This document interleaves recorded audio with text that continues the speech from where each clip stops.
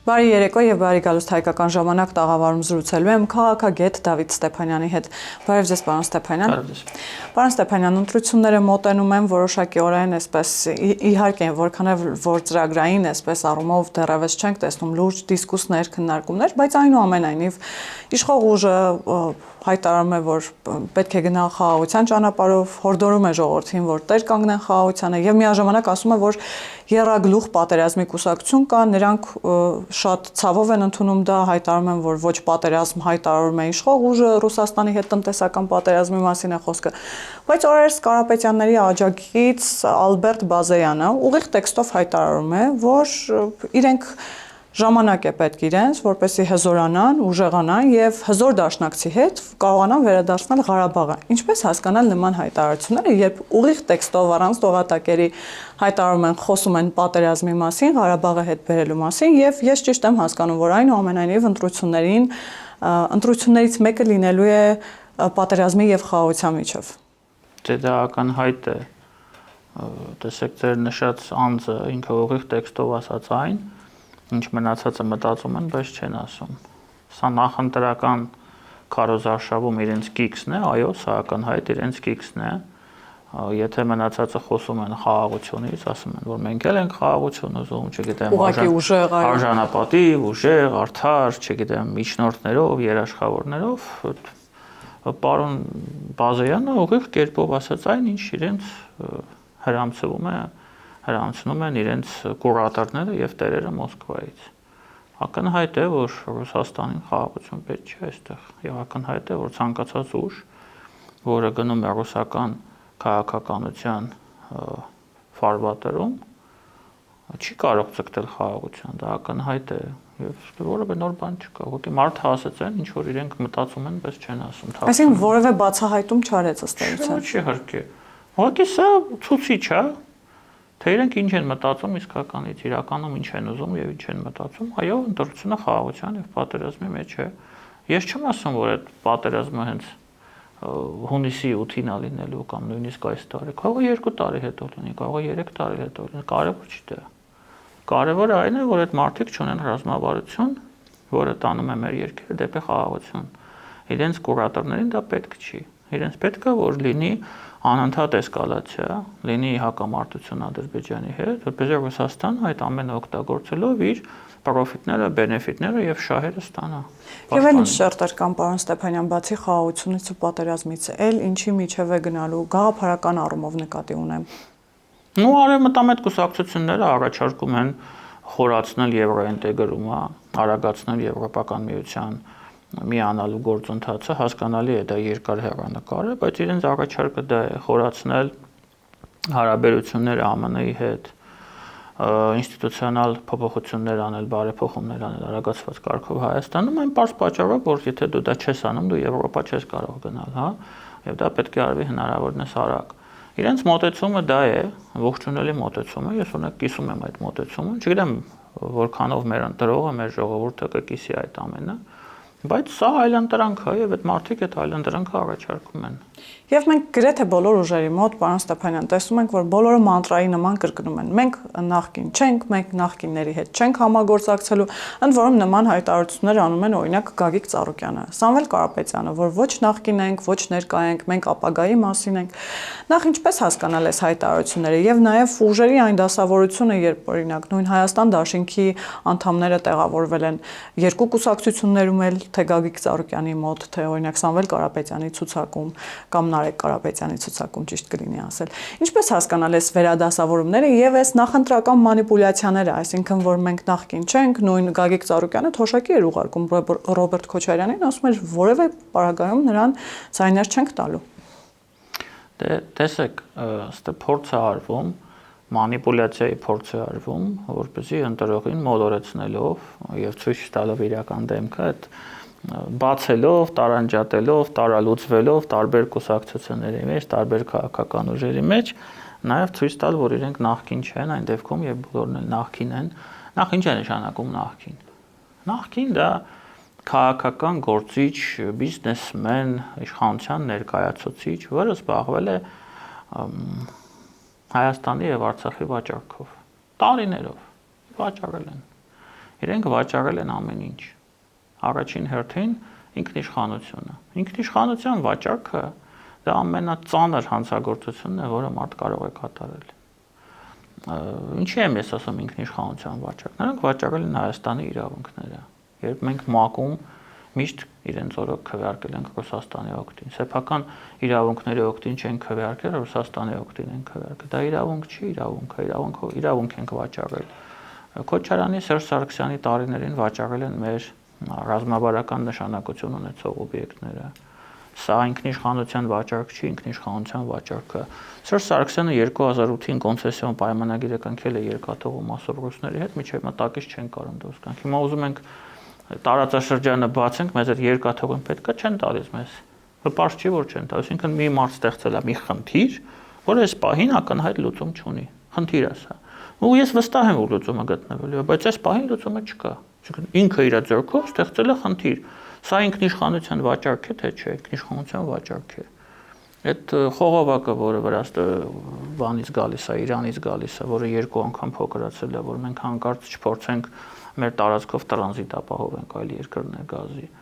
Սա ինքնիշխանության վաճառք է եղել։ Հիմա այդ մարդիկ ուզում են այդ ամեն ինչից դիստանցիա պահեն, հա, տարանջատվեն։ Դրա համար էլ ասում են մենք նախքին չենք, մենք նախքինների հետ կապ չունենք, բայց բոլորն նախքին են։ Որտեվ բոլորն են զբաղվել են ինքնիշխանության վաճառքով։ Կարևոր չի, անունները կարևոր չեն ստեղ։ Հիմա իրենք կարող են գնալ այս ցուցակով, այն ցուցակով, ուժեղ Հայաստան, Ծառուկյան Հայաստան, չգիտեմ ինչ, կարևոր չի։ Բոլորին միացնում է դա հայրենիքի վաճառք։ Վերջ, ուրիշ էլ ինչ եք ուզում։ Վաճառքից բացի, պարոն Ստեփանյան, կարող է կոպիտ հնչել, բայց այնուամենայնիվ կա մի դրվագ, որտեղ իրենք փորձել են առնել նաև, ճակերտավոր ասածելի առնել, հիմա էլ են նույնով զբաղված։ Հակակոռուպցիոն կոմիտեի վերջին բացահայտումները առնվազն նրա մասին են, որ ենթադրյալ, այսպես ընտրակաշառքի փորձերի մասին են, որը աֆիլիացվում է ուժեղ Հայաստան ուժի հետ։ Իհարկե նրանք դա մեկնաբանում են, որ ընդամենը քյաբաբի մասին են մարդիկ խոսում կամ ինչ որ հեռուստացույց կամ ինչպես ձայնագրությունում է ասվում, տելևիզոր տալու մասին է խոսքը, ինչու եք դուք դա ընտրակաշառք դիտարկում, բայց ինչպես հասկանալ նաև այս մոտեցումը, այս վերաբերմունքը, մենք սրա մասին շատ ենք խոսել, պարոն Ստեփանյան, որ ինքնին վերաբերմունքը, երբ ընտրակաշառք են առաջարկում քաղաքացուն, դա արդեն վիրավորանք է։ Ինչպես հասկանալ եւ ինչպես պիտի նաև քաղաքացու գիտակցությանը հասնի, որ իր քվեն առնելը եւ կամ վաճառելը երկու դեպքում էլ դա վատ երևույթ է եւ ինչ որ իմաստով վիրավորական է։ Այն քաղաքացին, որը դա հասկանում է, երբեք դրանով չի զբաղվել 5000 դրամի ժամանակ, չի զբաղվել նաև 100,000 դրամի ժամանակ, որ կամ հասկանում 100,000 դրամ են առաջարկում, այստեղ բան չկա ասելու։ Այն քաղաքացին, որը դրանով զբաղվում է, պետք է պատժվի։ Դրա համար կա օրենք։ Կաշառք վերցնելու համար եւ ընտրություններին մասնակցելու համար կա հոդված, համապատասխան հոդված։ Կա չէ 7 տարի, եթե չեմ սխալվում, այդ հոդվածը պետք է կիրառվի։ Բոլորը պետք է իմանան, որ եթե կաշառք են վերցնում, ընտրություն են կատարում եւ մեր հայրենիքի ճակատագիրը ապագան փորն են տալի, հետեւաբար մեզ բոլորին են փորը տալը, օրենքը պետք է իրենց պատժի, թե այլ ճանապարհ չկա։ Այդ մարդկանց անհնար է ինչ որ բան բացատրել է։ Տարիներով փորձել ենք, խոսել ենք։ Ես ուրախ եմ ֆիքսել, որ մեր հասարակության մեծամասնությունը դա հասկանում է։ Եվ դա երևում է արդեն նրանից, թե որքանով է բարձրացել այդ կաշառքի չափը։ Հա, առնվազն 20 անգամ բարձրացել է։ Սա խոսում է այն մասին, որ մարդկանց գնելը ժամանակի ընթացքում դառնում է ավելի դժվար։ Ինչ է տեղի ունեցել։ Մարդիկ ժամանակին 5000 դրամով ձայնը գնել են եւ օգտագործելով այդ ձայնը վաճառել են մեր երկիրը։ Այսինքն ես միշտ չէ ասում եմ մենք բոլորս պատասխանատու ենք։ Այդ վաճառողները, ձայն վաճառողները այն ժամանակ էլ էին ասում, հիմա էլ են ասում, մենք ինչ կապ ունենք դրա հետ։ Դե քաղաքականություն կա, Քոչարյան կա, Փաշինյան կա, Սերժ կա, բան կա։ Իրանք են այդ սաղանում, մենք կապ չունենք։ Իրանք փորձում են դիստանցիա պահել, հա, իրենց տարանջատել այս գործընթացը։ Ես ասում եմ դա այդպես չի։ Դուք ձեր ձայնը վաճառել եք, ձեր ձայնը վաճառելով թույլ եք տվել այդ կոմպրադոր իշխանություններին վաճառել երկիրը։ Ինչը բերել է 20 թվականին ողբերգությանը։ Եվ զոհվել են հազարավոր մարդիկ ու մեր հայրենիքի մի մասը կորցրել են։ Դա արել եք դուք ձեր ձեռքով։ Հիմա էլ եք անում դուք ձեր ձեռքով։ Այդ կաշառքով ընտրողները հիմա որ գնում են ընտրում են կաշառքով։ Իրենք նույն բանն են անում։ Իրենք հիմքեր են ստեղծում, որ վաղ Արցախի հետևից արդեն Հայաստանը վաճառել իրենք։ Այստեղ երկրորդ կարծիք չի կարող լինել, ամեն ինչ շատ հստակ է եւ ամեն ինչ բարձր։ Դրա համար ամեն մի մարդ պետք է իր անձնական պատասխանատվությունը կրի դրա համար։ որտեղ ինքն է ստեղծում այդ վիճակը։ Բայց մենք նաև հակառակ պատկերն ենք տեսել 2018 թվականին, թե ինչպես է ժողովուրդը ժողովրդական լեզվով ասած մեկ մարդու նման կանգնել եւ մերժել ոչ թե ինչ որ անհատի, այլ այդ արժեհամակարգը, այդ քաղաքական օրակարգը, այդ մոտեցումները, այդ ամեն ինչը հիմա նույն ժողովուրդը, որը 18 թվականին մերժել է այդ ամեն ինչը, պատրաստ է որոշակի գնով, թեկուզ համեմատած թանկ գնով, շատ ավելի թանկ գնով վաճառել նույն այդ ձեռքբերումը, իր ձեռքբերումը։ Դե գիտեք ինչ, ես չեմ կարծում, որ այն 18-ին շատ մարդ է դուրս եկել փողոց այն մարդկանցից, ովքեր կաշառքով վաճառվում էին, հա, ձայներ էին, զբաղվում էին ձայնավաճառությամբ։ Միգուցե նրանք էլ են եղել, ես չգիտեմ, շատ քիչ, բայց հիմնականում գիտակից զանգվածն է դուրս եկել փողոց, երիտասարդությունն է դուրս եկել փողոց, եւ դա շատ ողջունելի է։ Երիտասարդությունն էր այս հեղափոխության շարժիչ ուժը, ցավոք, հետագայում իշխանությունը ոչ բոլոր դեպքերում արդարացրեց սպասումները, եւ դա բերեց խորը հիասթափման, ասենք այդ մարդկանց մի մասը, որոնք 18-ին դուրս էին եկել փողոց եւ ողջունում էին հեղափոխությունը, հիասթափվեցին, եւ դա իշխանության բացթողումն է։ Այսինքն իշխանությունը շատ մեծ աշխատելու տեղ ունի այս պահին, եթե ընտրվի, եթե վերընտրվի, որպեսզի այդ մարդիկ հասկանան, որ իրենք իզուր չեն դուրս եկել 18-ին։ Հա, հասկացանք, կորոնավիրուս է եղել, պատերազմ է եղել, վատ ժառանգություն են ստացվել, 6-8 տարի անցել է, արդեն ժամանակն է այդ ամենը հաղթահարելու։ Ես տեսնում եմ առանձին ուղղություններ քաղաքականությունում, հիմնականում արտաքինում, որոնք շատ ճիշտ են, որոնց ես կիսում եմ միանշանակ, բայց ներսում կան շատ լուրջ խնդիրներ։ Կմանրամասնեք հատկապես որ։ Ну, տեսեք, օրինակ ամերիկյան կապիտալի ներգրավումը Հայաստանում, արհեստական բանականություն, թրիփ նախագիծ։ Տեսեք, հիմա նույնիսկ եթե մենք չլինենք մասնագետ եւ չհասկանանք այդ արհեստական բանականությունը, այդ NVIDIA-ի նախագիծը լավն է թե վատն է եւ տնտեսապես ինչ հիմնավորում ունի, այն որնոցը, որը սկսվել է ռուսական ճամբարից Հայաստանում սպասարկումների, ոնց արդեն խոսում են մասին, որ մենք ճիշտ ճանապարհի վրա ենք։ Իրենք հենց սկսում են մի բանը քննադատել, դա նշանակում է, որ դա հակասում է Ռուսաստանի շահերին։ Այն ինչ հակասում է Ռուսաստանի շահերին, միանշանակ բխում է Հայաստանի Հանրապետության եւ հայ ժողովրդից։ Մնացածը սա դնենք մի կողմ։ Հիմա ես չդնեմ, չբացատրեմ, թե դա ինչ է, ես տնտեսագետ չեմ։ Դա արդեն բավարար է։ Այսինքն մենք ճիշտ ճանապարհի վրա ենք։ Մենք ճիշտ ուղղությամբ ենք գնում, բայց մենք ունենք խնդիրներ արդարադատության հետ։ Այդ արդարադատության համակարգը շարունակում է պարազիտանալ։ Մենք ունենք ընտրովի արդարադատություն։ Մենք ունենք օրինակ լուրջ խնդիրներ սոցիալ-տնտեսական բնագավառում, կարգ ու կանոն չկա մեր երկրում, օրենքը չի աշխատում շատ դեպքերում, հետո պետք է դրան զբաղվի։ Իշխանությունը, ոսկե սրա մասին է։ Դա չէ արտաքին քաղաքական ուղղությամբ ահագին ճիշտ բաներ են արվել եւ այն, ինչպես ենք մենք դիրքավորել օրինակ Իրանյան պատերազմում, դա միայն եւ մենք կարելի է ողջունել։ Դա աշխատել է եւ հուսով եմ կշարունակի աշխատել,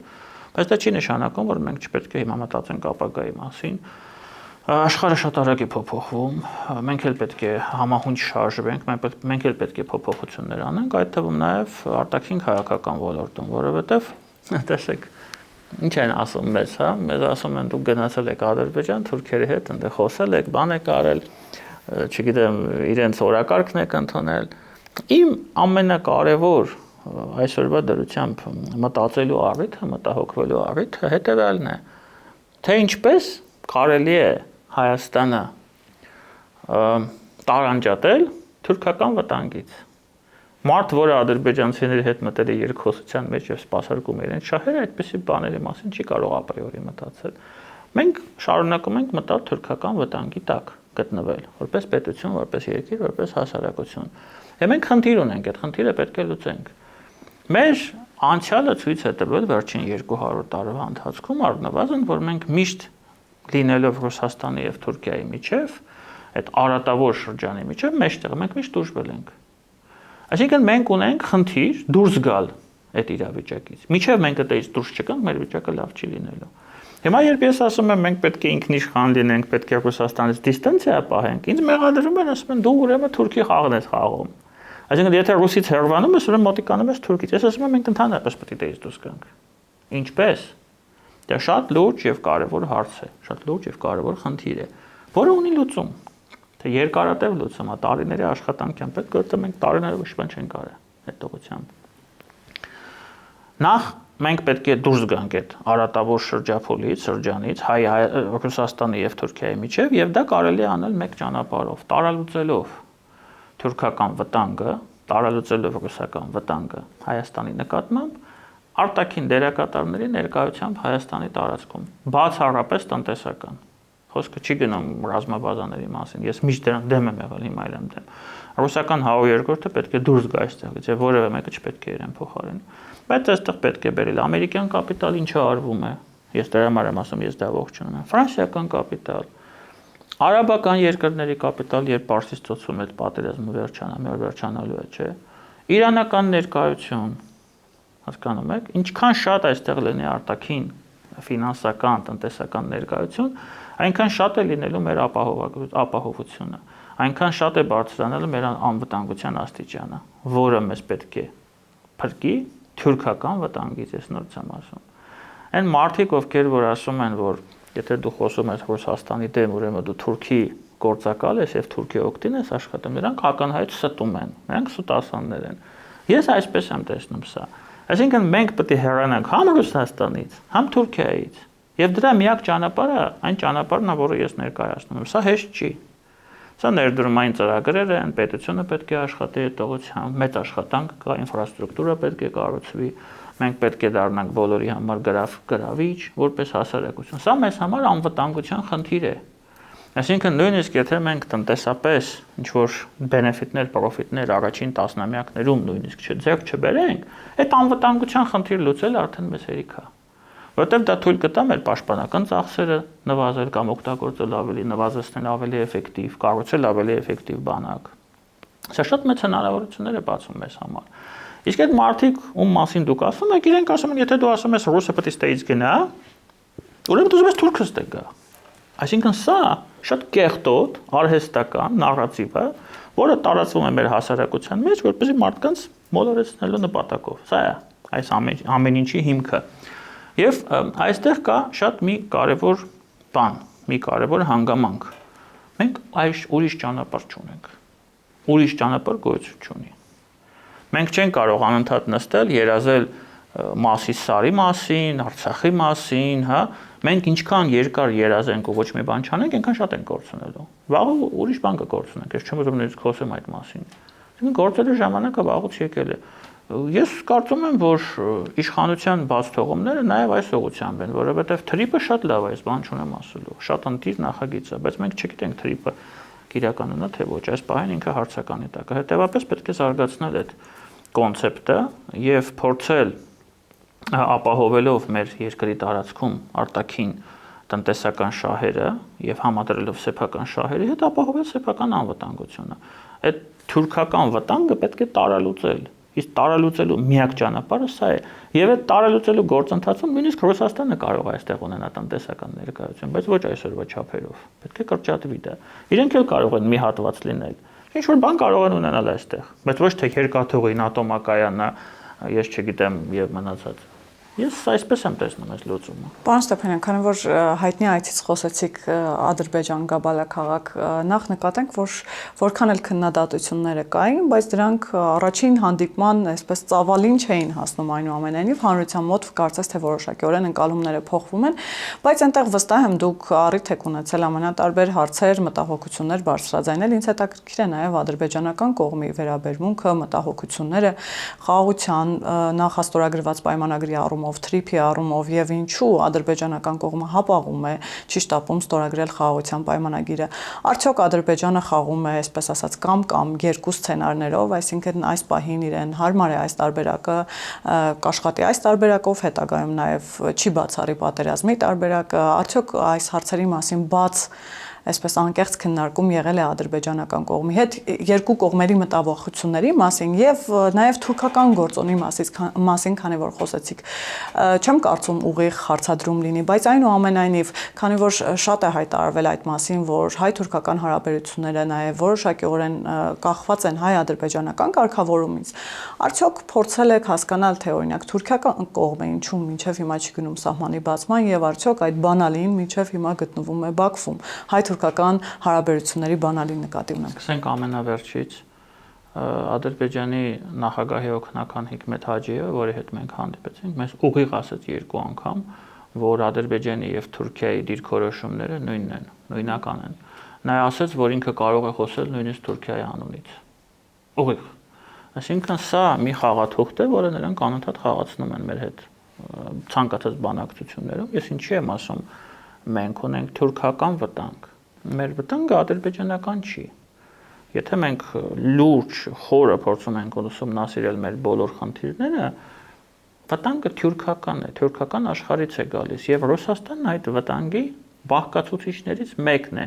Ոչ թե փրկիչն է, օգնականն է կամ շահառուն է։ Շահառուն է, իհարկե, ինքը այդ գործընթացի շահառուն է։ Հետևաբար մենք այդ արատավոր այդ քարակուսուց պետք է դուրս գանք։ Հիմա իրենք դա են ասում։ Ինչի է Թուրքիան գնում դրան, որովհետև այս պահին Ադրբեջանը իրեն անհրաժեշտ է, Ադրբեջանը իր դաշնակիցն է։ Ալիևը անձամբ բավականին մեծ ներդրումներ է արել ֆինանսական Էրդողանի վերջին նախընտրական կամպանիայի ժամանակ եւ բացառվեց չէ, որ նորից է անելու։ Այսինքն դա ամեն ինչ շատ հստակ է։ Մենք Կաբալայում ներկայացրել ենք ադրբեջանական կողմին մասնակիցներին, այդ թվում նաև անձամբ Հիկմետ Հաջիևին, բոլոր այն հարցերը եւ խնդիրները, որոնք հուզում են մեր հասարակությանը անխտիր կապված Ադրբեջանի հետ։ Ես դա ասում եմ ամենայն պատասխանատվությամբ։ Բոլոր սկսած գերիների հարցով եւ վերջացրած սահմանազատման խնդիրներով, ասենք, օրինակ ինչու սահմանազատումը այսքան ժամանակ ձգձգվում է, օրինակ, հա, գերիների հարցը, ինչու գերիները միջև այսօր այնտեղ են, մեզ ինքը ասաց, որ դա Ռուսաստանի գերիներն են, այսինքն այդ մարդիկ տարիներով, ուղիղ տեքստով ասած, տարիներով սպասարկել են ռուսական շահերը, խոսքը գնում է ռազմաքաղաքական ղեկավարության մասին Արցախում եւ նրանք Ռուսաստանի գերիներն են, նրանք Հայաստանինը չեն, իրենք հայերին չեն գերեվարել, Ռուսաստանի գործակալներին են գերեվարել, ինքը դա ասաց շատ ուղիղ ձևով, կերպով։ Մեր մասնակիցներից ասացին լավ, նու մենք համամիտ չենք, բայց նույնիսկ եթե այդպես է բանացած, ոչ բոլորը, ինքը իհարկե այդ հարցին չպատասխանեց։ Շատ են խնդիրները, շատ են։ Եվ ամեն մի խնդրի ուղղությամբ պետք է երկար խոսել եւ բանակցել։ Այլ ճանապարհ չկա լուծման համար։ Ես մասնակցել եմ մի ֆորմատում, որը կոչվում է ժողովրդական դիվանագիտություն, հա։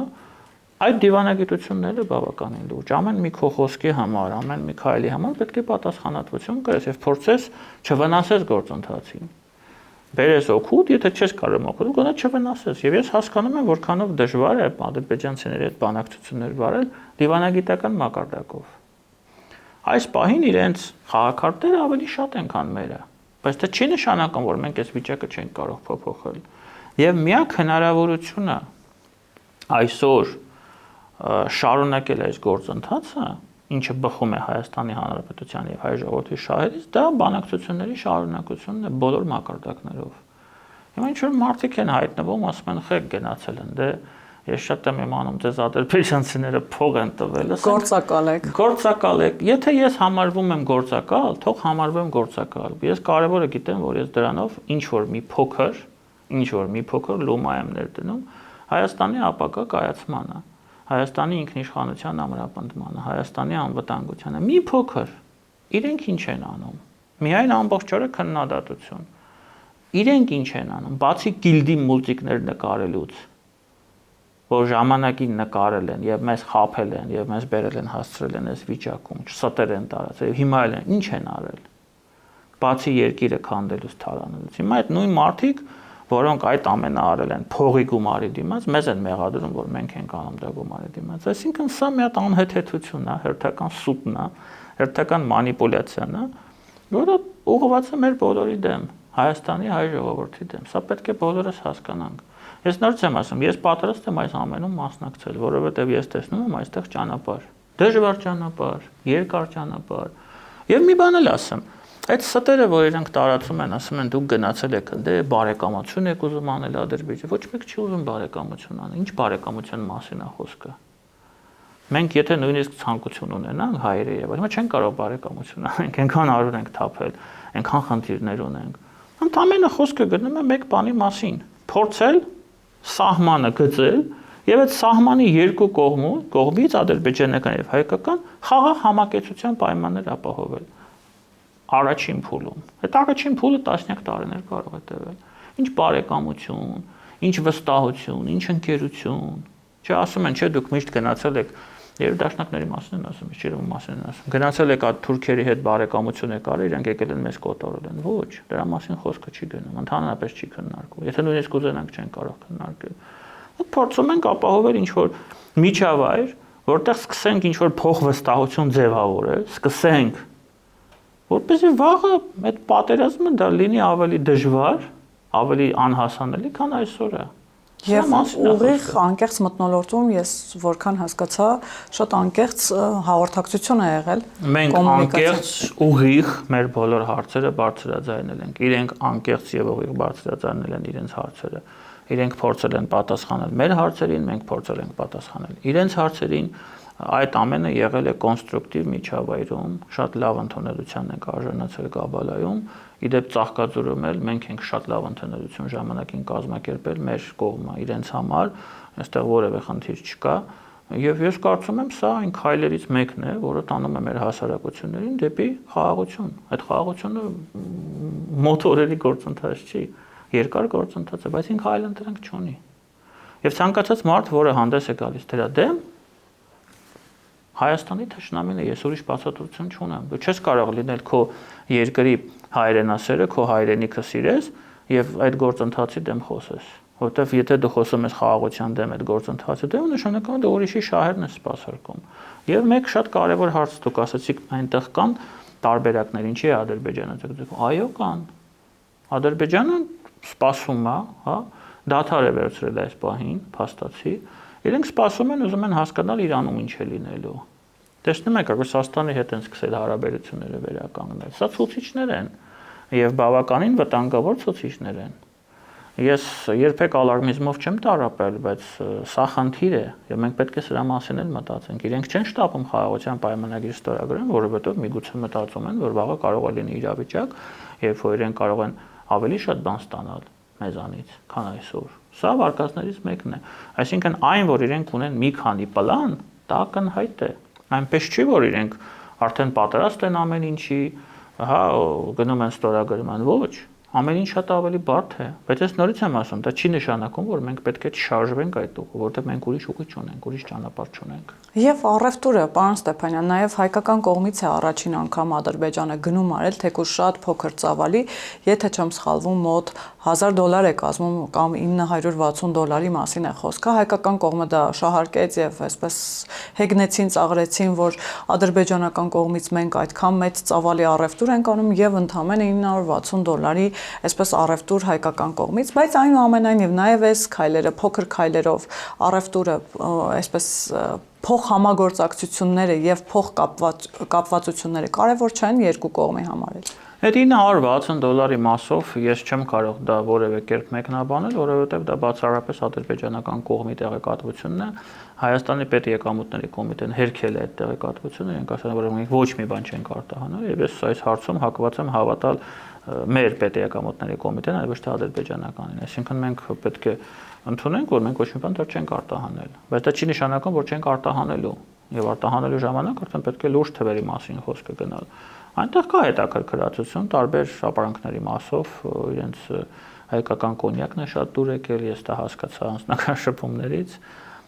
կան նաև այլ ուղղություններ, ես տնտեսագետ չեմ, այդ մասին չեմ կարող խոսել, բայց կարող եմ ասել մի բան միանշանակ։ Ցանկացած խաղաղության գործընթացի հիմքում ընկած են տնտեսական կապերը։ Իրենց ձեռնտու է մեզ այդ առևտուր անել եւ որքան շատ մենք այդ առևտուրը անենք, որքան շատ մենք իրենց տարածքը օգտագործենք, իրենցից ապրանք գնենք, մենք մեր ապրանքները վաճառենք, այնքան մենք այդ պատերազմի հերանեկարը հեռացնելու ենք։ Սա փաստ է, սա ակնհայտ է։ Ադրբեջանցիները կարողանում են փոխհաշվել։ Քանով ես գիտեմ, մենք էլ ենք կարողանում փոխհաշվել։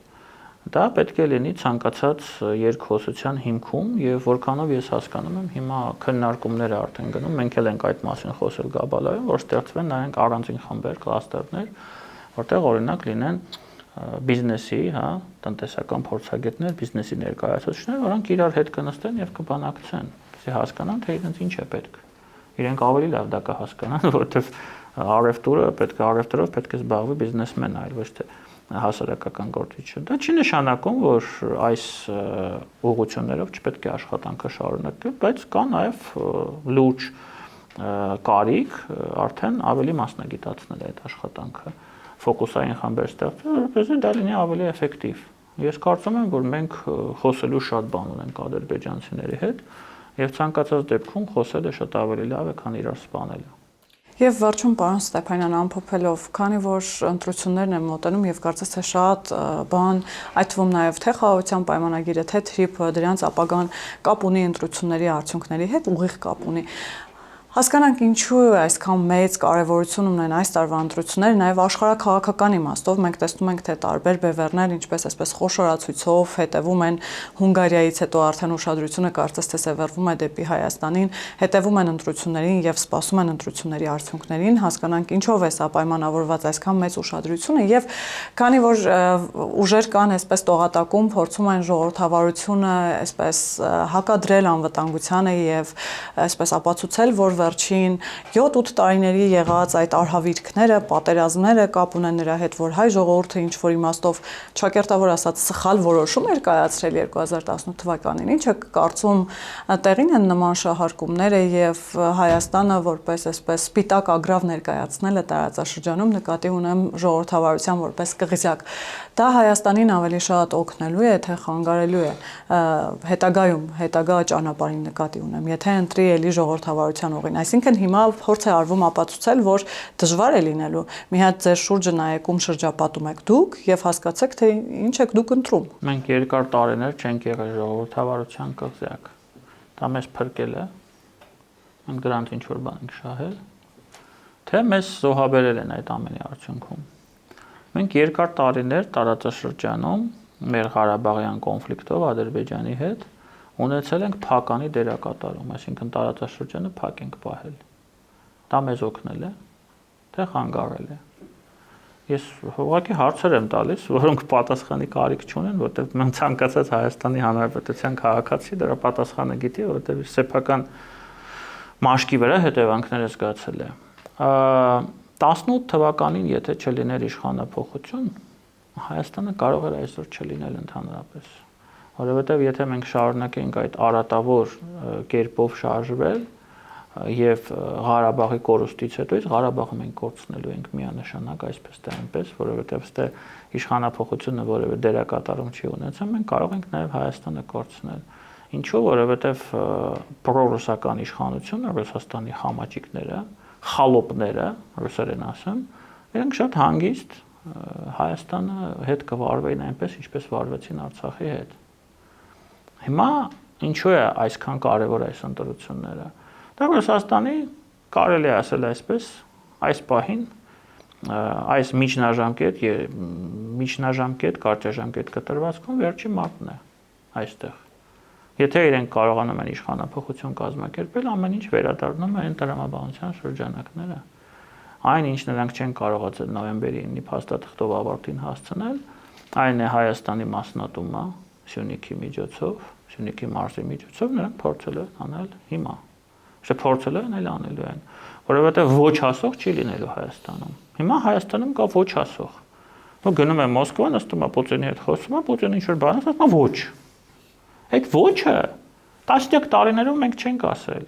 Ինչ ասել են, ասում ենք չի ոյզվոլիցի։ Չգիտեմ հայերեն դա ինչպես է։ Իրենք ասում են, ես ենք ուզում, ասում ենք դա վերցրեք։ Երկաթուղին եք ուզում, վերցրեք։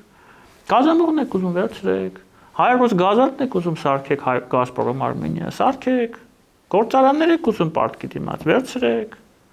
Ինչ եք ուզում, ուզում եք մակում քվեարկենք ձեր օգտին, կքվեարկենք։ Ինչ եք ուզում, ասեք անենք։ Այդ ոչը որ չեն ասել, վերջում եկել ենք հասել ենք ստե։ Դրա համար հիմա իրենք ուզում են ամեն ինչ անեն, որպես այս ընտրությունների արդյունքում ձևավորվի նորից պրոռուսական իշխանություն, որը ոչ չի ասելու։ Մենք պետք է հասկանանք այդ դեպքում ինչ ալնելու մեզ հետ։ Տալու բան այլևս չունենք, այդեն Հայաստանն է մնացել, մենք ենք մնացել, այդեն մեզ են երևի ուզում վաճառեն։ Դրա համար ամբողջ աշխարհը, քաղաքակիրթ աշխարհը, Եվրամիությունը հետևում այս ամենին։ Հունգարիայում շրջադարձ տեղի ունեցավ հակառակողության։ Մենք տեսանք, որ այնտեղ իշխանափոխություն եղավ։ Ես ճիշտ ասած այքան էլ ողջավորված չեմ այդ ամենից, դեռ պետք է հասկանանք ինչ է այնտեղ լինելու։ Ես հունգարական ներքին քաղաքականության մասնագետ չեմ, Բայց այնուամենայնիվ, եթե sense բանով նայենք, առաջին հայացքից կարծես թե դրական փոփոխություն տեղի ունեցավ, ժամանակը ցույց կտա որքանով է դրական, ցանկացած դեպքում էյֆորիան տեղին չի։ Հիմա մեր մասով նույնն է կատարվում։ Մեր մասով հակառակ գործընթացն է։ Այն գործընթացը, որը 12-ին Վրաստանում տեղի ունեցավ։ Եթե իրենք հաղթեն,